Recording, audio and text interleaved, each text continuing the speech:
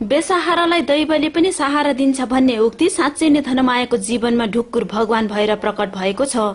हेमाटोमेगाली भन्ने रोगले ग्रसित भएपछि डाक्टर अस्पतालले माया मारेर घर फर्काइदिएका धनमाया गुरुङ घर फर्केको भोलिपल्ट दैवीय शक्तिको रूपमा ढुक्कुरले सहयोग गरिरहेको हो।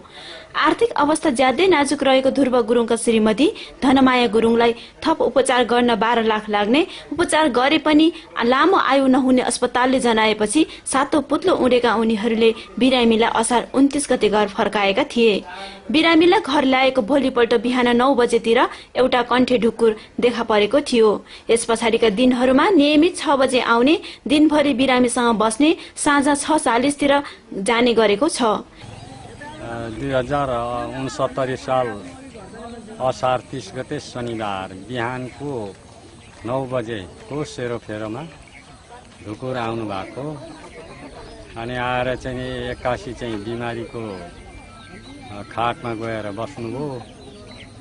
त्यहाँदेखि बसेको पछि चाहिँ ढुकुरले बिमारीको लुगा फाटा, हात खुट्टाको औँलाहरू इत्यादि कपालतिर ठुङ्दिने, नङतिर औँलातिर चाहिँ चुसिदिने, बिमारीको बिस्ताराको वरिपरि लुगा फाटा फड्कालिदिएको जस्तो गर्ने। त्यसो भएपछि अनि एकछिन आराम पनि गरेको जस्तो गर्नुहुन्थ्यो, सिरानीमा गएर सुत्नुहुन्थ्यो।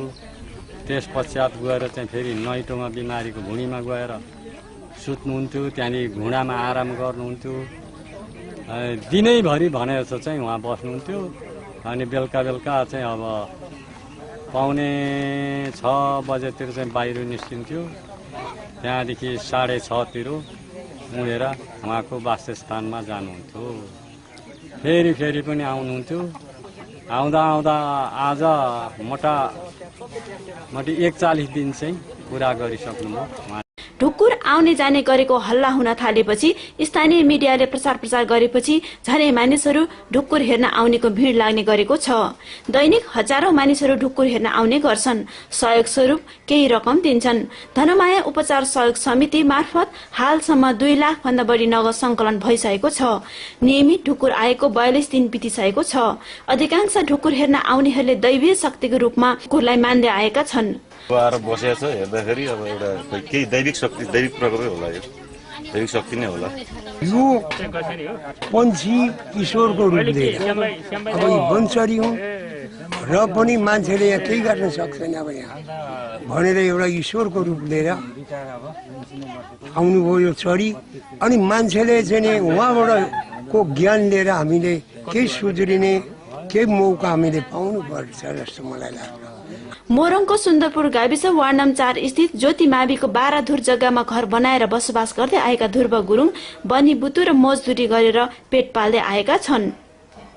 गरिबीका कारण छोराछोरी पढाउन नसकेका धनमाया गुरुङ 3 छोरा र 1 छोरीकी आमा हुन्। उपचारको क्रममा विराटनगरको नोबेल र धरानको पीपी अस्पतालमा 3 लाख भन्दा बढी खर्च गरिसकेका छन्। अन्य ढुक्कुरहरू भन्दा फरक स्वभावको यो अचम्मको ढुक्कुर यसरी पनि सहयोग पुर्याउन सकिन्छ भन्ने एउटा उदाहरण भएको छ। ढुक्कुरको बारेमा व्यापक चर्चा भए पनि यो ढुक्कुर किन र कहाँबाट आएको हो, वासस्थान कहाँ छ, रहस्यको खोजीमा छ। जे भए पनि मानिसलाई यसले एकपटक सोच्न बाध्य पारेको छ।